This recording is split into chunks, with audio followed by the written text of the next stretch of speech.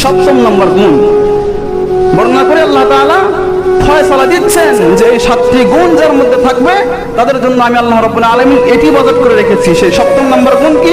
আল্লাহ রাব্বুল আলামিন বলেন ওয়াল্লাযীনা হুম আলা সালাতিহিম ইউহাফিজুন।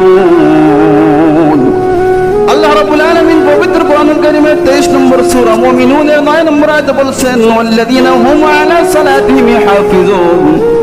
আমার ওই জান্নাতুল ফিরদাউসের অধিকারী মুমিন বান্দার সপ্তম গুণ হবে তারা তাদের নামাজকে হেফাজত করবে।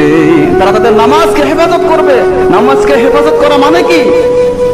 5 ওয়াক্ত নামাজ আল্লাহ রাব্বুল আলামিন দিয়েছেন, এই 5 ওয়াক্ত নামাজ গুরুত্বের সাথে আদায় করবে। এটি হলো নামাজকে হেফাজত করা। আল্লাহ রাব্বুল আলামিন বলেছেন যে 5 ওয়াক্ত নামাজ যে আমি নবীর উপরে যে আমি দিয়েছি তার উম্মতগুলো এই 5 ওয়াক্ত নামাজকে পাবন্দি সহকারে আদায় করবে। যদি আদায় করতে পারে তাহলে সে এই সপ্তম গুণের অধিকারী হবে। যে গুণগুলো বর্ণনা করলাম, বলেন তো আমাদের কার মধ্যে এই গুণগুলো আছে? আমাদের কার মধ্যে এই গুণগুলো আছে? আমরা কে এই গুণগুলো তৈরি করতে পেরেছি? কয়জন পেরেছি বলেন তো দেখি? ওয়াল্লাযীনা হুম আলা সালাতিহিম ইউহাফিজুন। আমরা নামাজকে কয়জন হেফাজত করতে পেরেছি?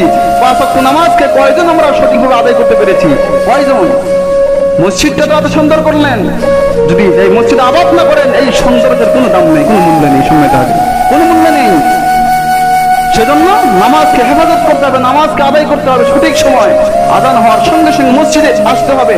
আরেকটা বিষয় খেয়াল করেন, আল্লাহ রাব্বুল আলামিন এই মুমিনের প্রথম নাম্বার গুণ বর্ণনা করেছেন যে তারা নামাজে বিনয়ী, এবং শেষ সপ্তম নাম্বার গুণ আল্লাহ তাআলা বর্ণনা করেছেন যেটাকে দিয়ে শেষ করেছেন সেটাও হলো আল্লাহ তাআলা বলেছেন যে তারা নামাজকে হেফাজত করে।